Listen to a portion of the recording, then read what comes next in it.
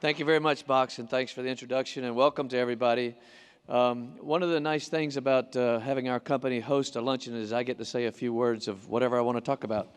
And for those of you who were at the reception last night, you know I can talk about a few things, so I won't go that long. But I did want to mention a few things before I introduce our actual keynote speakers. As I mentioned last night at the reception, and I heard more of that message here today from the students, particularly the ones that are from my hometown of Charleston. Congratulations on what you're doing. But it's clear that what they're doing is spreading into the community what's going on in space. That's really the grassroots. And what I've been trying to encourage people to do for several years is when you leave a conference like this, or a speech, or a luncheon, or whatever, and you go back home and you have your weekend cookouts and you hang out with your neighbors and you're flipping your burgers and drinking your iced tea or whatever, tell them what you do.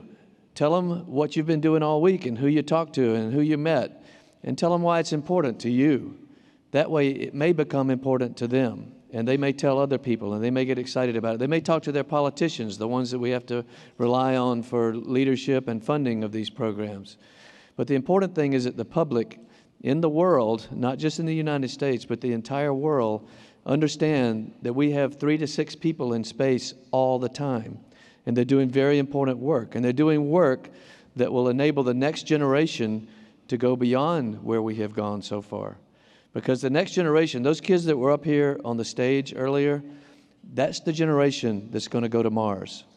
They should take that seriously, and they should learn what they need to learn in order to do that. There's some kids headed for the launch right now. Good luck.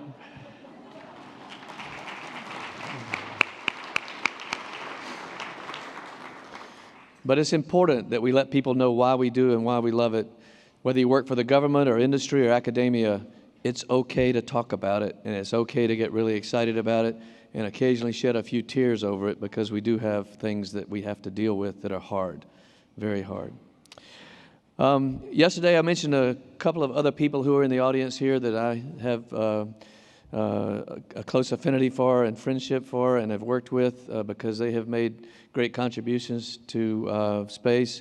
I want to follow that a little more with some others that I wanted to mention today. My friend Jan Davis is here. Jan, where are you? She was here. There she is. Jan is a great astronaut and a great engineer. She temporarily left Huntsville, Alabama to go fly in space and work at the Johnson Space Center, but she's continuing to do great things and is a real pioneer in getting science into space. We also have Box Johnson right here, who of course is leading CASIS and helped assemble the International Space Station. And Box, we all appreciate the hard work you've done in space and continue to do for STEM education. And then Mark Polanski is somewhere over there. Roman took Sunny into space on her first expedition to the space station and left her. Somebody else had to go get her, just like Dan Tani came to get me. But Roman, thanks for all you've done to help put the station together. A lot of other people in here deserve a lot of credit too, and I want to make sure that they all get a chance to talk to you later. So I'm going to run through a couple of slides real quickly just to show you a little bit about what's going on at Orbital, if this thing will work. Next slide, please. That's what I usually do. Even when I have the clicker, I usually say, next slide, please. That's the previous one.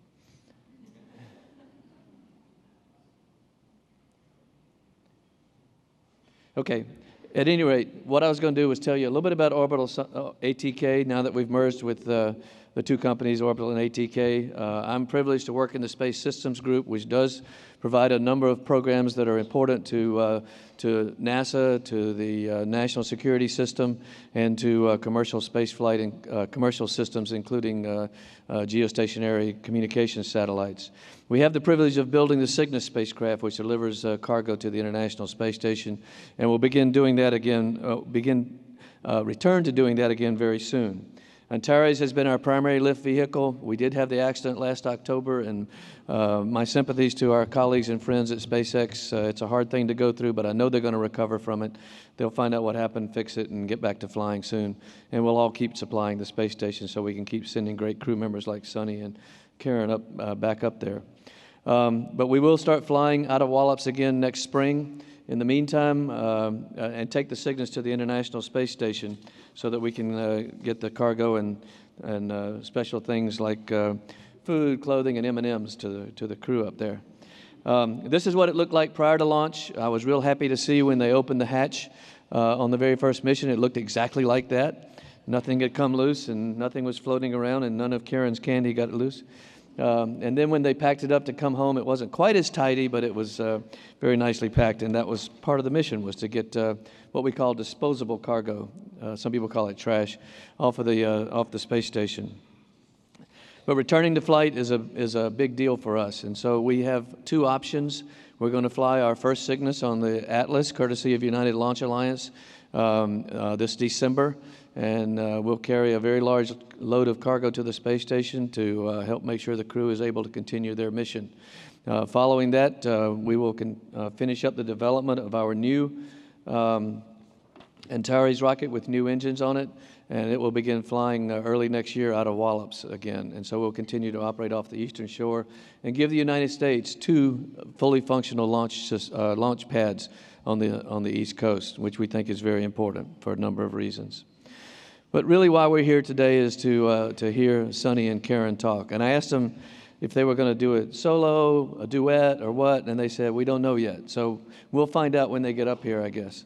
But if I could just say a few words about both of them. I've known them both quite a while. Sunny is originally from Euclid, Ohio, but I think she calls Fenway Park home. And yeah, go Sunny. And Red Sox. I think she's lived there since she came up here this week to visit. But that's a good thing, too. But Sunny is a Naval Academy graduate, Test Pilot School graduate, FIT graduate, which we have students from FIT here this week, too. So hopefully you'll get a chance to meet Sunny. A very experienced test pilot in a lot of different airplanes, flight engineer on 2 expeditions, and the commander of Expedition 33. Over 320 days in space, more than 50 hours of EVA, and 7 EVAs, which is, for people who keep track of those kind of things, a record for females. And Sunny has done a great job up there, ran a marathon while she was in space. During the Boston Marathon, I believe, she finished, I think, 342nd or something like that, whatever she logged on the treadmill. But another interesting thing about Sunny is I was... About 10 days ago, I was getting in the car, and if it's a Saturday, I usually turn on NPR so I can listen to Car Talk, which is another famous Boston institution. It had just finished, and I heard a familiar voice on whose line is it anyway? Wait, don't tell me. Wait, don't tell me. And I said, I know that voice. And it was some woman talking about wanting to be a veterinarian when she grew up. I said, shoot, I thought that was Sunny talking. Well, it was, and Sunny was talking about her childhood dreams and wanting to be a fighter pilot like Tom Cruise, and flying helicopters and doing all the great things she's done. And she did a really fantastic job on the quiz that they gave her on space, getting 2 out of 3 questions right. It wasn't what you think. It was actually storage space. But she did a pretty good job. But Sunny, it was great to hear you on the radio, and I've been saving that story till I saw you. Karen Nyberg is from Vining, Minnesota, graduate of University of North Dakota, educated at University of Texas, if we got any Texans here, just a handful. I know. And with a doctorate in mechanical engineering, she was a mission specialist on STS-124 that turned into her flight on Expedition 36 and 37. 180 days in space, the 50th woman in space, and Karen was on board the space station when Cygnus arrived for the first time. So we sent as many special things up to her as we could, including some very special M&Ms, which she seemed to like because I got some great pictures of her with a big smile and the candy. And I think Karen is also famous for probably being the first quilter in space to put together pieces in space, and I hope that project is continuing, Karen. But both of these women are incredible astronauts. They're great engineers and are doing a fantastic job keeping the space station flying and keeping our programs going, and also telling the word. And that's what they're going to do here today. And I'm going to get off the stage so they can do that. And without further ado, Sunny Williams and Karen Nyberg. Thank you very much.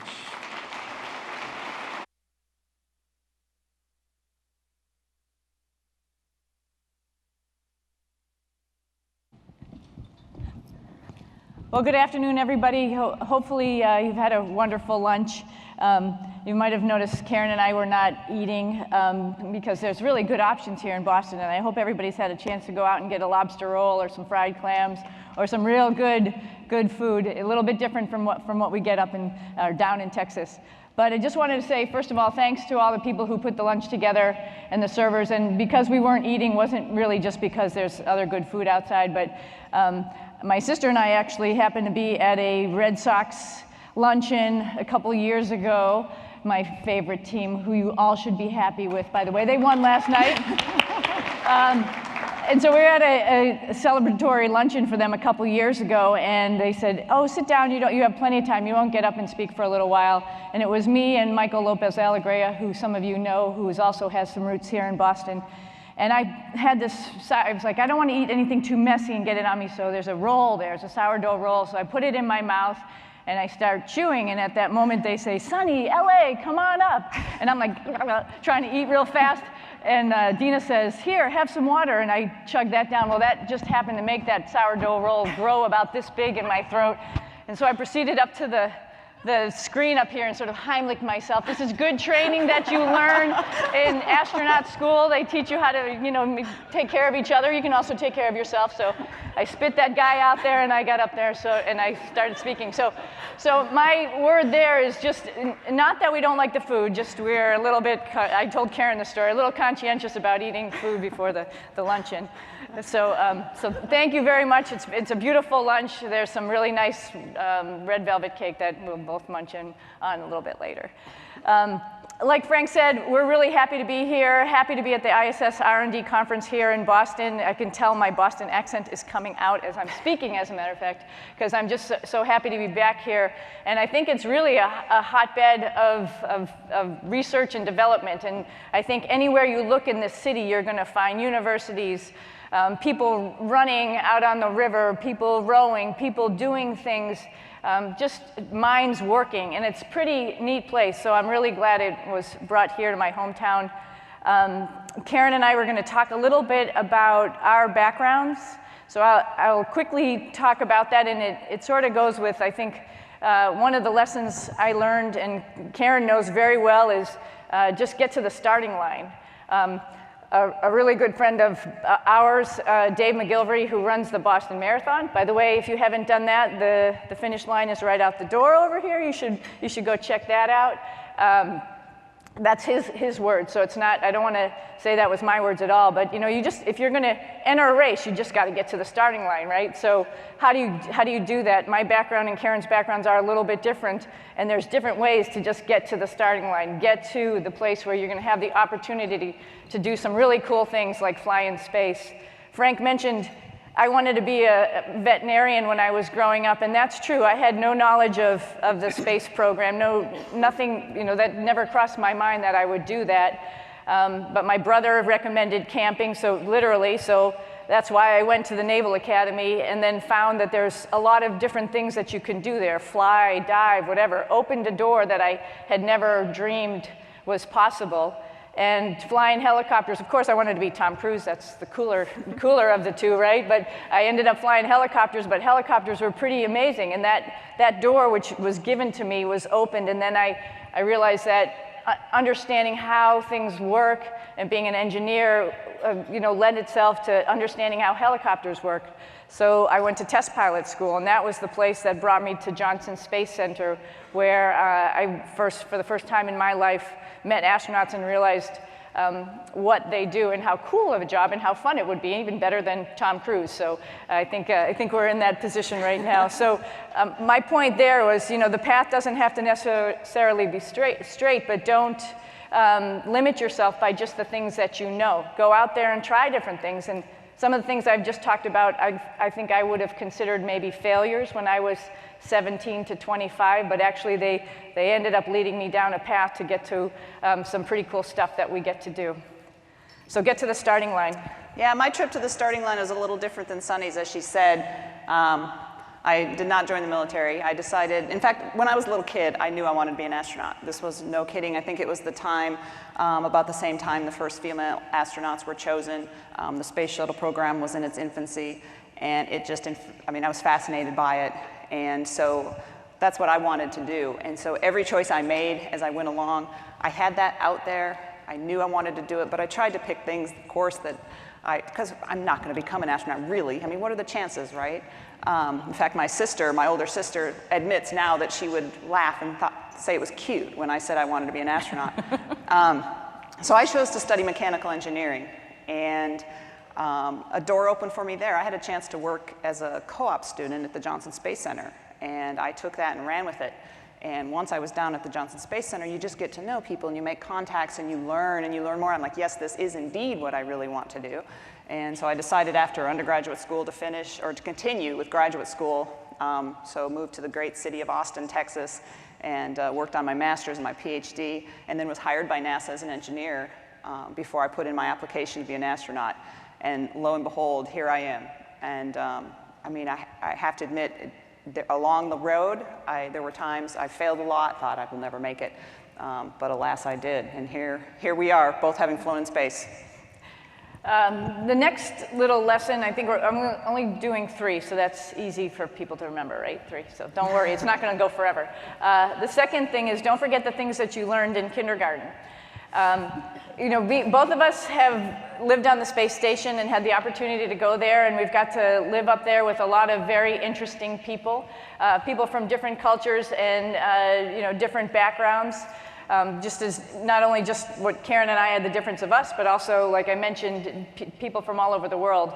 The first time I flew with an American and a Russian, and then that switched out, and I was flying with 2 Russians and just myself, which was a little bit shocking to realize that, oh my gosh, I'm the only American up here. But sort of got used to that. And the second time I got to train and fly with a European who we were the backup for, and I flew with a Japanese guy and a Russian, and then a Canadian was our backup. And you really get to know a lot of different cultures, even from the country that's right above us, who you think is very close to being American. It's very different, all the little idiosyncrasies about it. Now, Aki Hoshide, who I got to fly with, who I had the pleasure of flying with, I actually even forgot sometimes that he was Japanese because he went to junior high in New Jersey, and so sometimes the Jersey accent came out, and so you sort of forget for a moment. But then, you know, every now and then there's words that you don't even, you would say, maybe I'd say like car, or something like that in Boston accent, and he would have no clue as to what I was talking about. And so, you know, you take a step back, and you know, you don't look at somebody with a question, you sort of want to bring them into the fold and tell them what you're talking about. I even destroyed his brain a little bit by introducing him to some terrible TV shows. We would have a call to dinner every night, because on the space station, I think one of the important things also is knowing that you're there for a long time. Again, it's a marathon, it's not a sprint. And you have to prepare yourself in case anything happens in the middle of the night. And all of us sort of went to sleep at the same time. And so the ground would watch the space station at night and to tell you if there was anything bad that was going on and wake you up and to bring you over there. So we took that real seriously. And Aki, in his very Japanese style, would want to work. And it took a little while. Karen got to fly with him too, so she knows this, that it took a little while to get him to stop working. And I finally got him to stop working by turning on Family Guy. So Family Guy I was like, aha, this TV show gets him to put everything away and get over there. And luckily, again, he had that New Jersey accent, the New Jersey sense of humor, so he totally got it. And we would stop work at 6 o'clock so we could watch Family Guy. One of my, the things you learn in kindergarten that you definitely need to apply when living on space station is always do your best, always clean up after yourself, admit when you've made a mistake.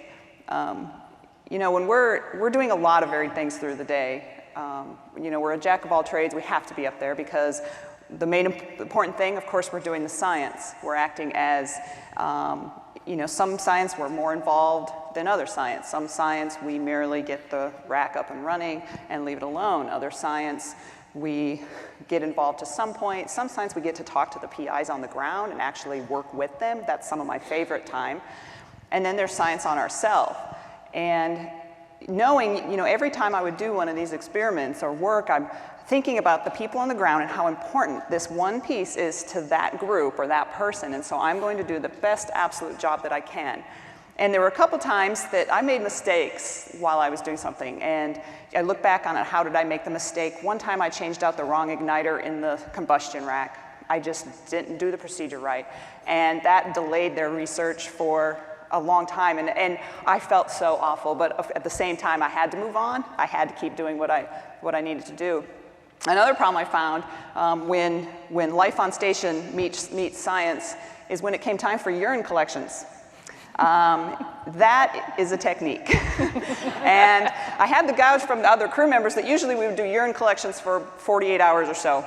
And they told me, get up early on the very first day, get up really early, because then on your second day, your third day, or whenever your last day is, your first void of the day then will be, you're done then. So I get up really early and I go to the WHC, and oh my goodness, it was a disaster. There were blobs of urine and trying to catch it. It was absolutely a disaster. And a few things were going through my head. One, I'm making a mess and I'm using way more dry wipes than I'm allotted for that day. I'm thinking about the guys who are waiting to use the WHC, and I'm in there taking all this time. And I'm thinking about the scientists on the ground. I'm like, they are not getting this data point, They have they're not getting the data point. And I think my vial maybe had that much in it that day. But I got better. By the end, I actually that was easier almost than the hose by the time I got really good at it. But definitely you think so much about, you want to do things just right for the people who are actually doing the science on the ground, because that data means so much to a lot of you that are here, potentially to some of you who may be putting science on board, and we know how much it means to you, and we're really trying to do our best. So what was your lesson learned? Urine collection is hard in space. Clean up after yourself. Clean up after yourself. Yes. It's very good for that what you learned in kindergarten, right? And so I think the third lesson is something my dad used to say to us all the time: is stop and take a look at the foliage. And from space that sounds sort of funny, but I think I translate that a little bit too. Just take a moment out and enjoy the journey. Don't just get to the end point. And the biggest point I could talk about that is coming home in a Soyuz. So you're up there for however long, and then you're getting ready to come back. It's a little anticlimactic at first when you're first getting into leaving the space station and closing the hatch, sort of just hanging out there in your long underwear all together, chitter-chatting a little bit as the hatches are closing and going through all the leak checks. And then you're like, okay, something exciting is going to come up, so I'm just going to go sit in my seat for a little while, and you're going to undock from the space station and start to move away. Okay, we did that, and now something that we never trained for in the simulator is sitting there for a whole orbit, and you're sitting there all squished up, and you're going, oh my God, when is this ever going to end? But if you are smart, which we've passed on to each other, you have the list of everything that's going to happen. And before you know it, some really awesome things are going to happen. The ride home in a Soyuz is spectacular. You're so close to the window. If you're sitting on the right seat, your face is this far from the window. If you're in the left seat, your face is this far from the window. The commander is nicely safe tucked in the middle. Somehow the Russians picked that seat. I'm not really sure why. But, us other knuckleheads are pretty close to the fire. So anyway, so the next fun thing that starts to happen is the deorbit burn, and you're pretty nervous about that, because that's the thing that's really going to bring you back to Earth. And so if you're sitting in the left seat, your finger's on the button to start or stop the engine and go through all the procedures, and your heart's beating a little. You don't want to mess it up. So that's the adrenaline that just starts to happen, just because, like any race, you're getting a little bit nervous for stuff. And so that starts. Then the next thing that happens after the deorbit burn, the vehicle, of course, starts slowing down and getting into the atmosphere. The pink stuff starts coming around the windows, which are, again, right next to your head. Actually, the little cover that's on the window, burns up right next to your head, and you see the stuff flying by. And then separation happens. And the whole, either side below you on your butt and above your head, pyros are going off, things are blowing past the spacecraft as you're coming down. And you're just entering into the atmosphere and you can't talk anymore with the ground because you're going through all the plasma and stuff.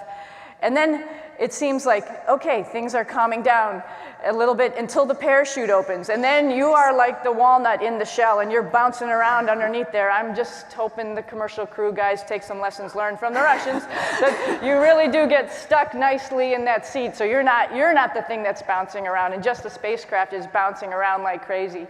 And then finally that starts to settle out a little bit and you're just floating down, waiting till you get down to the ground. And I thought I would outsmart everybody and go, you know what, I am not gonna wait for that little landing light. I'm gonna know when we're gonna land exactly, because the pressure will say 760, which I think Sergey actually called down to us because you were the chief of GCTC at the time, and warned us what the pressure would be at the landing site. I'm like, I'm gonna wait till that pressure says it, then I'll know. Well, I forgot sensors lag, you know? So all of a sudden that light comes on, I'm not really worried about it, and I'm not really ready. And the thing you have to worry about with landing is keep the elbows in, get the tongue out of the teeth. Those are the primary things. And bam, 20G drop to the ground, bounce around for a little while. And I said, oh, darn it, they were right. I was wrong.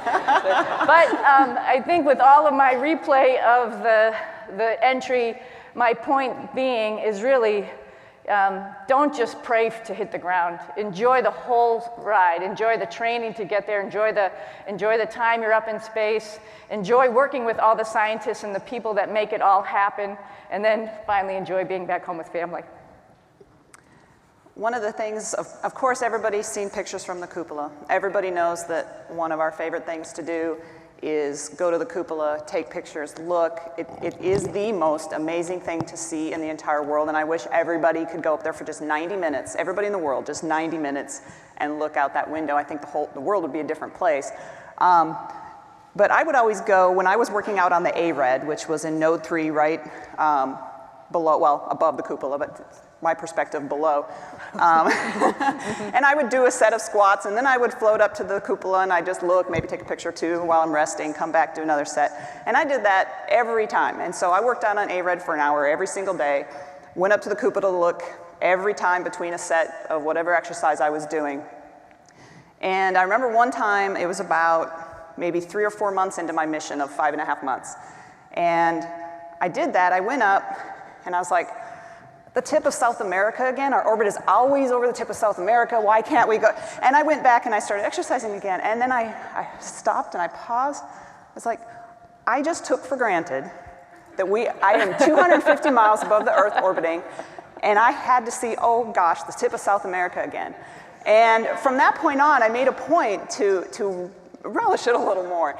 But it also made me think, and it made me realize or wonder how many things that become normal on Earth that are magnificent that we just take for granted, that are happening every day.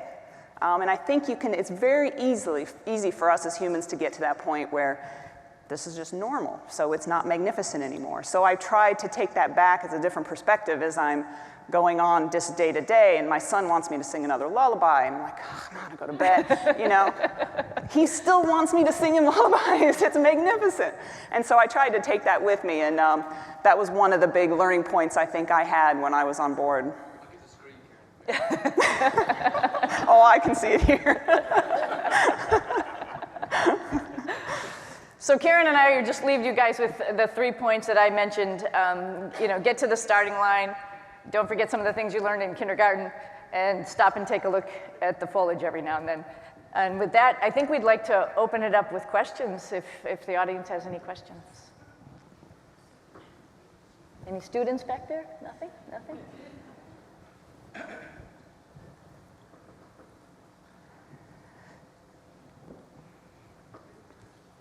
It's not really a question, it's just a comment. I'm Kathy Duquesne from Duchesne Academy in Houston. In preparing our students for the project that we were doing, designing experiment, we watched your video of the living in International Space Station and the tour and how to wash your hair in space. And as an all-girls school, these were very important things to learn about. And thank you so much for doing those videos, and I hope future astronauts on the ISS will add more and more information to that, because it's just amazing seeing it from an astronaut's perspective of things that you might take for granted there, and it's so new to us and fascinating to us on space. So thank you for all that you do.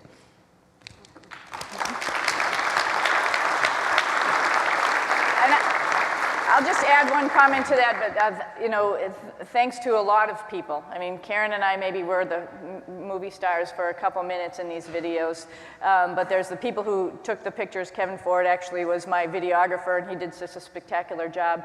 But not only the people on orbit, but then the PAO folks that work at NASA and all over the centers that try to put those things together and send them out, and the education office to as many people as possible. So it's a little bit of it's more than a village, it's a little bit more like an army, but this is why we do what we do. Part of our charter as NASA is education, so I'm glad it got to the right place. For both of you, what was the favorite science experiment you were called upon to do? It's hard to pick a favorite. There were definitely, like I said, some that I knew more about, worked more with. I enjoyed doing the ultrasounds that were part of different experiments, because we were actually doing it and having it done to us. And gosh, I don't think I could pick a favorite science experiment.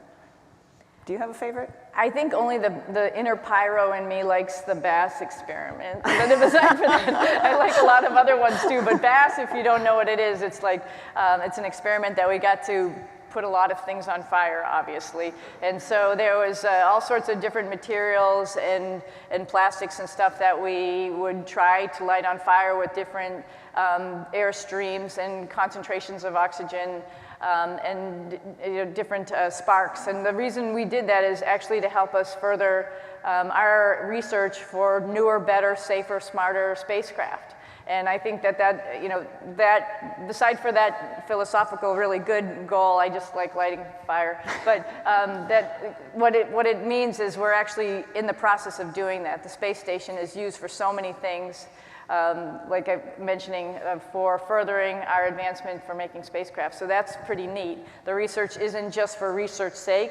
There's research that's going on for biomedical stuff, for exploration, for helping people back on Earth. There's a whole gamut of it. So we're lucky that we are just part of that, and fire is fun. Yep. All right, so my team has been, we've been working on trying to grow plants in space as a way to counteract the psychological effects of being surrounded by machinery. So as, actual astronauts that have lived on the ISS, how do you feel about, living amongst machinery entirely and not getting to see plants every day like we all do? I think plants are definitely important. In fact, Mike Hopkins came up about 2/3 of the way through my mission, and he had brought some seeds. And it's it's like a baby, it's sprouted, Exactly. and it's so psychologically, I think it's very good. I mean, at home, outside, I go outside. Oh, look at all the new flowers that bloom today, So I think plants are an important thing. Plus, because of just interacting with the environment, that's another good reason to have them. Grow things that you can eat. So there are a lot of reasons, but definitely psychological. I think it's a bonus. Totally agree. First, I wanted to say to Sunny, in May, I was at the Adler Planetarium after you got the Women in Space Science Award, and I was speaking with some of the middle school girls that you spoken to earlier in the day, and the one thing that they kept stressing over and over again was how incredible it was that they were able to interact with an astronaut in person. And last year, I learned a lot about the different student-based projects like the Sally Ride camera project and the ham radio, I think it's RadioSat, that students are able to interact with y'all on the ISS. What project was important to you, or do you think had a great impact with students, or was a favorite? From experience on the ISS, you mean? Yes. Well, ham radio is surprisingly impactful. And I say it surprisingly because you sort of feel like it's only, it's a small amount of training and all the training that you do. And you're told a little bit about it, and it's like, I got a whole bunch of things to do. I might do a spacewalk. I might do, grab a visiting vehicle for the first time. Like, do I really have time for this? And it's 5 minutes on your schedule.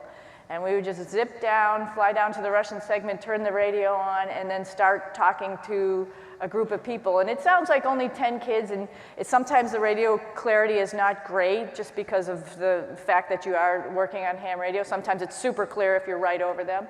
And so you have the questions a little bit beforehand just to help you a little bit through it. And so you go through it, and then you get a report about how many people were at that event and how long and how much preparation those kids took to actually understand ham radio and work with it. And I felt myself getting choked up every time I would read one of those reports, and I was like, oh my God, this is great. I didn't realize that like maybe 1,000 kids are at an event. And it's pretty impactful, because usually, like Karen said, on a daily basis, you're flying around and you're doing your little science experiment, or you're fixing something, and you're interacting with that 1 or 2 people on the ground that you're talking to. You know that maybe there's somebody in mission control that's watching, and you sort of start to forget that there's a whole lot of other people out there, and it sort of comes down to, this is our group of 3 or 6 up here and our little control team that we're working with. And the ham radio thing was huge. That really hit home. We do some PAO stuff too, PAO events where we're talking, again, it's a little bit bizarre because you're talking to the screen and you can't really tell how many people might be down there. And some of them were as big as some of the ham radio stuff too. So when you've heard that result, then it was like, wow, that's cool too. And for me, it's a little bit better that it's like that, because I get really nervous when I come up to a stage like this with all these people here. And so I'd rather have it where you can't see, but it's nice to know it actually does happen. It's nice to know that actually a small video does make a huge impact, and a lot of people are watching it, which is spurring a lot of kids to get interested in science and technology and math. And really, we're trying to help our next generation. So I think ham radio was huge, and I know we'll continue it for quite some time with ISS. So thank you for that comment. Hi, how are you? My name's Elizabeth Wallace. I asked astronaut Grunsfeld once what it was like if he thought the things would change on Earth if more people could see Earth from space. And he said, definitely. I said, how many do you think it would take? And he said, 535. And I said, you've done the math? And he said, no, that's how many people are on Capitol Hill, but they'll never go. Good. That's why I think it's really important that more people do. But on that, I understand that astronauts can pick and choose kind of what particularly the experiments that they're going to do on themselves. And I've discussed this with a lot of people in the public and a lot of people here, and I have a proposal for something called citizen science in the cupola, steam it up. And what it is, and I wanted to know if what would be the pros and cons of this experiment from your perspective, and that is when you're in the cupola, putting on an EEG and other biosensors so that we could see your emotional reactions to what's happening in space. It would have been interesting to have that when I was capturing the HTV, because my heart was about to pound out of my chest. Interesting. I don't know. I mean, is there any data on Earth about views on a mountain or that type of thing that we might correlate? Yeah, there are people doing that. There's Tan Lee, who's done TEDx Talk, and she's created the Emotive mobile headset, and they're doing actually experiments actually with people who are in solitary confinement, as well as millennials who are in cubicles. Similarity, I guess. So about how to see nature, and then kind of bringing that into their life more often. So yes, there is, and there are dancers who are looking into that. There are a lot of people looking into what's happening in your brain when you're looking at nature. I certainly don't think it would ruin the experience of being in the cupola. So I think it might feel a little bit weird to have that on your head, but I think you would still get that feeling when you go into the cupola. So I think if that's what you're looking for, and to see probably the stress level maybe decrease and potentially increase sometimes when you see some really amazing, great things outside too. Yeah. I think you'll definitely get that. And I was wondering, I think oxytocin is kind of a bonding chemical, and I was wondering I was kind of wondering if maybe your oxytocin levels are higher after you see Earth, because there's kind of a bonding experience, perhaps. But anyway. it's How just quick is another- that effect, though? Pretty quickly, yeah. Yeah, so that'd be interesting. You have to figure out how to do that quick. All right, anyway, thank you. Thanks. Hi, this question's for Sunny. First of all, congratulations on being selected for the commercial crew. Thank you.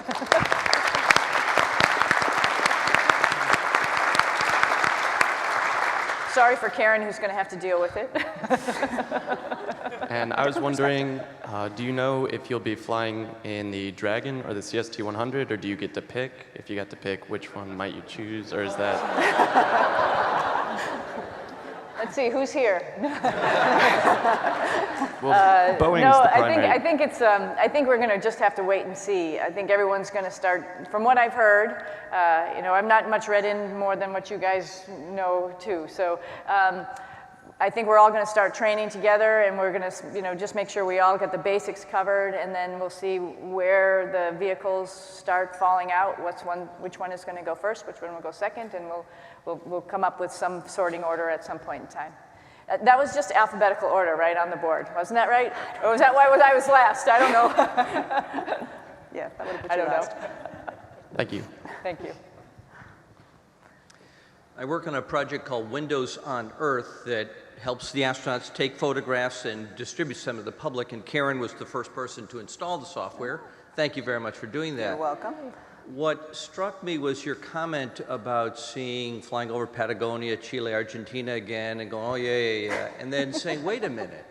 And, you know, we review hundreds of images every day. When a crew goes up, we see Bahamas, Cairo, you know, Italy, but then it gets more sophisticated, the photographs they take. And I'm wondering for either of you, as you went on your mission, what new things did you focus on in observing Earth, not just seeing Chile and Argentina again? When I looked out the window, I was trying to kind of look in an artistic view, and the way the sun was reflecting, I liked low light. And so every area will look different depending on the time of day and all of that, and exactly which way your orbit is going over it.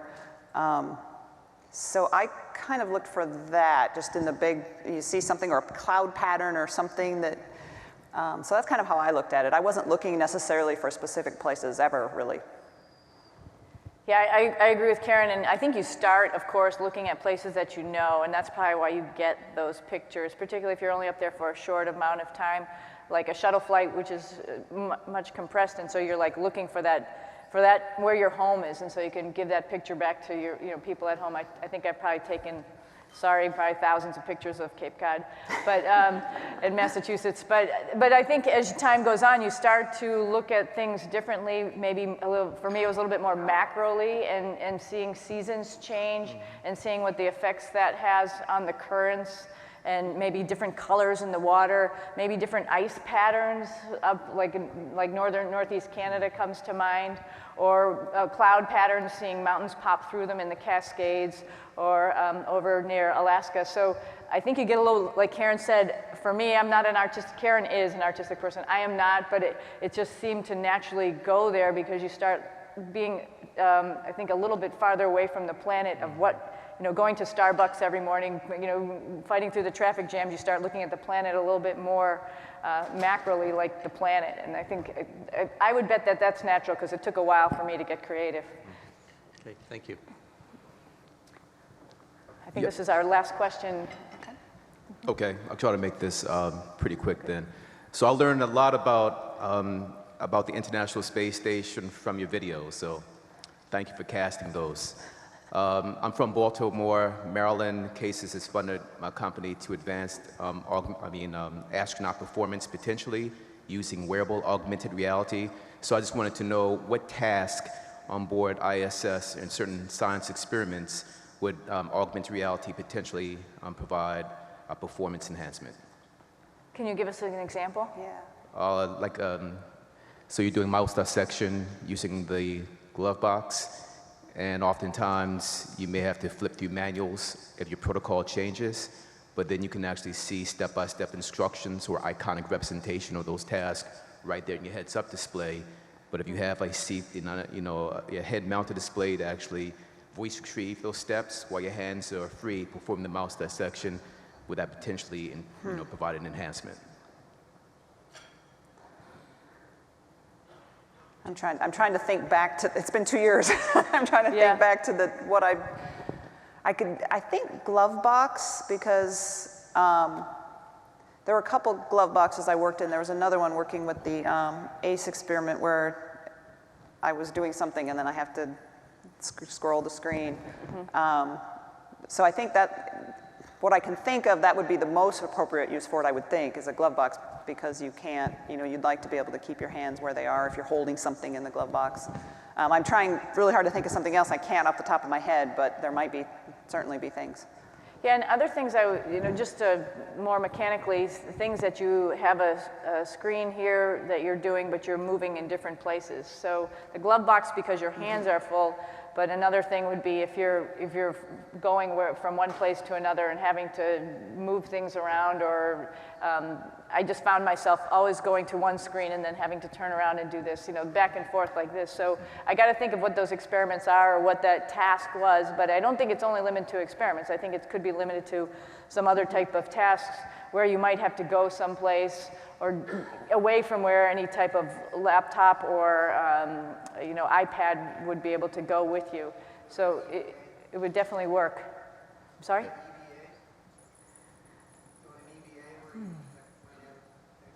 There's potential there, definitely. There's potential, because there are those quiet moments, when you don't have the IV from the ground or for inside telling you what to do, and it's sort of nice to just sort of hang around. So you might be taking that luxury away, but sure, if we want to work every moment that we have out there, yeah, I guess.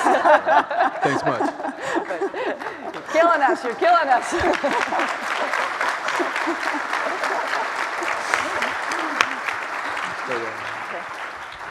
Sunny and Karen, thank you very much. That was the best duet astronaut presentation I have ever seen. It was entertaining, it was informative, educational, and motivational. So thank you very much for taking the time to do that. Brought back a lot of good memories. I especially liked seeing you try not to look at the screen when you were washing your hair. And that was very informative to a lot of people, I think. And Sunny, the graphic demonstration of how to use the WCS while you were talking and not getting flustered was really good. And the comments about ham radio and the emotional tie to the kids brought back a lot of good memories. So thank you very much for sharing with us. Another round of applause. Thank you. Thank you. Thanks. Good job.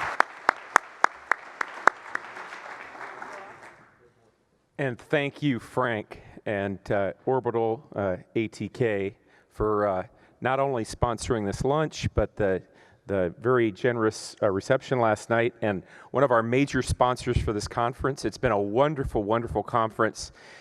And thank you, Sunny. Thank you, Karen. Your families. This is just such an exciting presentation to listen to. So with that, we've got about 10 minutes. And we'll start our technical breakout sessions on the 3rd floor. And so with that, we'll see you downstairs. Thank you.